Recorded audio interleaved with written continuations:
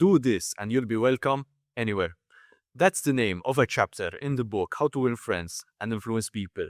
And today I'll be sharing some insights we can learn from this chapter. So if you want people to smile when they see you coming, keep watching. A New York telephone company did a study to find out what is the most used word in phone calls. And you know what they found?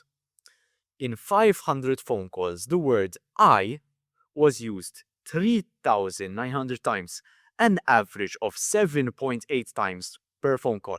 People are interested about themselves. That's not new information, but how can we leverage this? Remember when we were kids, we used to take class photos? Let me ask you a question. Whose photo would you look for first when you got back the booklet? It's yours, right? Obviously, you look for yourself. Everyone likes talking about a subject they like.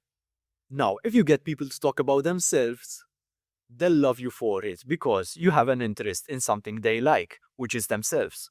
All of us like people who admire us. And if we want to make friends, let's put ourselves out to do things for other people. Effort is appreciated. Make people feel seen. I mean, one time I was walking to the football pitch early in the morning and there was a street sweeper. So naturally, I just told him good morning. And bro, it's like I told him. She finally texted back. But anyway, make people feel seen. This is a guy who is ignored by everyone because of his work. But that day, someone looked at him and saw him as a human being. It made him feel respected. I mean, just think about this. How do you feel when you're cut off from the group and someone literally drags you back in? Or like you stop to tie your shoelaces and someone stops with you to wait for you. That feels like you're seen. It feels like you have dignity and respect. Like, obviously, you like the other person more because they do that. It's a rule of life that you like people who like you. One time I remember being in the school cafeteria in Italy and I knew some of the chefs by their name.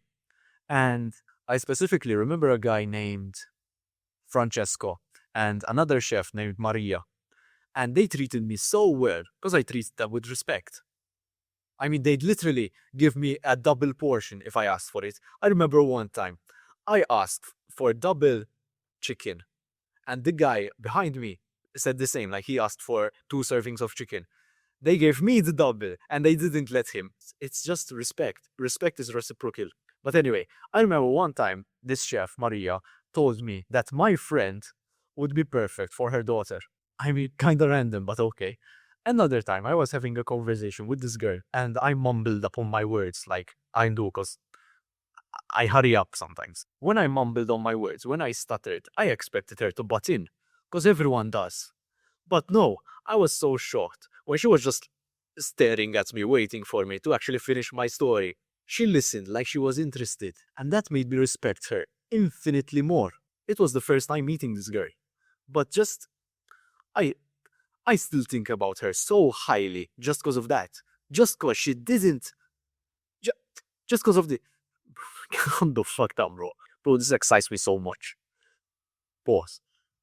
Just because she listened to understand and not listened to respond. That's why it made me respect her so much more. And random question. Do you like your birthday? I personally don't, but that doesn't matter. How many people wish you a happy birthday? Like, on average. Because speaking personally, it's not a lot. Now, when's the last time you wished someone a happy birthday? Someone who's not your mom or your best friend or anything. When's the last time you wished someone you don't know very well a happy birthday? How do you think that would make them feel? Seen, right? Important. Because this person took the time out of their day and thought of me to wish me a happy birthday. That's, even if they don't consciously think that, they know it. It's literally impossible to get a bad reaction out of saying happy birthday. Now, unless you're just trying to weave your way in through a happy birthday in the DMs, that's something else. Now, it's something silly, but bro, just wish people a happy birthday.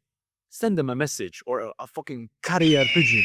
So, I'll end things off with a quote. I never forget that to be genuinely interested in other people is a most important quality for a salesman to possess. Maybe you're not an entrepreneur, but you're a salesman. Let me explain. We sell ourselves to others. The most obvious example I can give is a first impression. When a person knows nothing about you, the message you send is important. Life is a game of sales, and the best product you can sell is yourself. So be genuinely interested. If you took something from this video, make it this. Become genuinely interested in other people, and they will love you for it. You're not early, you're not late, you're just on a different timeline. See you, bro.